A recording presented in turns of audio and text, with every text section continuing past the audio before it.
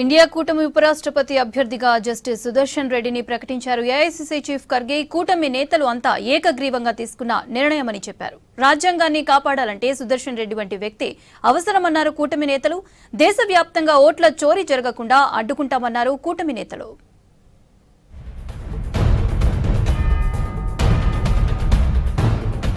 India కూటమి ఉపరాష్ట్రపతి అభ్యర్థి జస్టిస్ బి సుదర్శన్ రెడ్డి పేరును ప్రకటించారు ఏఐసీసీ చీఫ్ మల్లికార్జున ఖర్గే.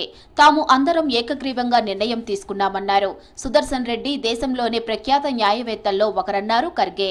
ఇక సుదర్శన్ రెడ్డి స్వస్థలం తెలంగాణలోని రంగారెడ్డి జిల్లా ఆకులమైలారం.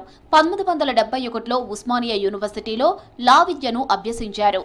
2005లో గౌహతి హైకోర్టు సీజేగా పనిచేశారు. 2007 నుంచి 2011 మధ్య సుప్రీంకోర్టు జడ్జిగా సేవలందించారు. తర్వాత గుజరాత్ హైకోర్టు చీఫ్ జస్టిస్గా, గోవా తొలి లోకాయుక్తగా పనిచేశారు Sudarshan Reddy. Shri B Sudarshan Reddy garu is one of the India's most distinguished and progressive jurists. This vice presidential contest is an ideological battle. And all the opposition party agreed on this. That's why we are contesting unitedly. ఉపరాష్ట్రపతి అభ్యర్థిగా India కూటమి తరపున తన పేరును ప్రకటించడంపై సంతోషం వ్యక్తం చేశారు justice Sudarshan Reddy. Nomination వేసిన తరువాత అన్ని పార్టీలను కలుస్తానని చెప్పారు. ఓటు వేసి తనను గెలిపించాలని కోరతానన్నారు Sudarshan Reddy. Because it is the parliamentarians who elect the vice president. It is not the political parties. Political parties may sponsor the candidates. Sir, there is only one citizenship in this country. That is Indian citizenship. And I think myself and Sri Radhakrishnan ji are Indian nationals. Whether it is south, north, east, west, nothing like that. India కూటమి ఉపరాష్ట్రపతి అభ్యర్థిగా justice B Sudarshan Reddy పేరును ఖర్గే ప్రకటించడాన్ని స్వాగతించారు కూటమి ఎంపీలు. రాజ్యాంగాన్ని కాపాడుకోవాలంటే సుదర్శన్ రెడ్డి వంటి వ్యక్తిని ఉపరాష్ట్రపతిగా ఎన్నుకోవాల్సిన అవసరం ఉందన్నారు ఎంపీలు కేసీ వేణుగోపాల్, కనిమొళి. సుదర్శన్ రెడ్డి అన్ని విధాల రైట్ క్యాండిడేట్ అన్నారు. ఇదొక్క సైద్ధాంతిక పోరాటం అన్నారు ఎంపీలు. రాజ్యాంగాన్ని కాపాడుకోవడానికి తాము ఫైట్ చేస్తున్నామన్నారు ఎంపీలు. On one side we are fighting for the constitutional rights, fight against SIR and fight for the voter right. Therefore, this country is facing a biggest ideological issues. Entire opposition fighting for ideology to save the constitution. So the opposition parties, all the parties come together to choose one single candidate as against a candidate who comes from a Hindutva background, RSS background, and we are opposing the BJP candidate.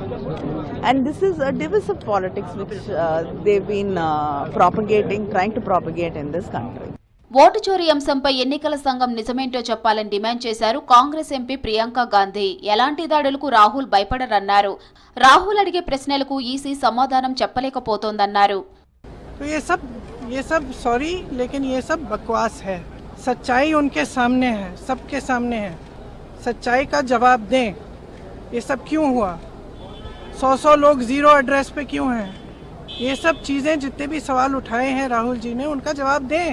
जवाब दे नहीं पा रहे हैं, इसलिए पहले तो नेहरू जी की बात करेंगे, इंदिरा जी की बात करेंगे, अफिडेविट की बात करेंगे, शपथ की बात करेंगे. బీహార్లో 3వ రోజు ఓటు అధికారిక యాత్ర కొనసాగుతోంది. ఓట్ల చోరీ జరిగినట్లు ప్రజలు నమ్ముతున్నారన్నారు ఆర్జేడీ నేత తేజస్వి యాదవ్.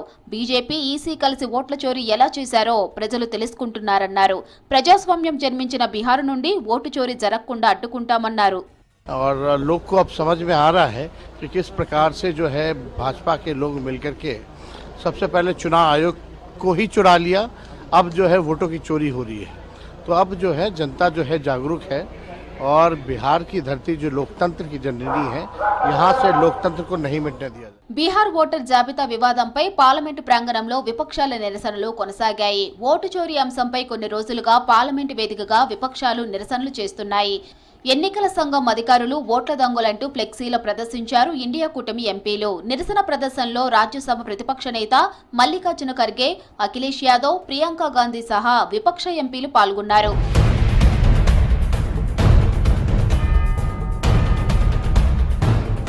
రేపు ఇండియా కూటమి తరపున నామినేషన్ దాఖలు చేయనున్నారు జస్టిస్ సుదర్శన్ రెడ్డి. ఈ కార్యక్రమానికి ఇండియా కూటమి ఎంపీలంతా హాజరు కానున్నారు.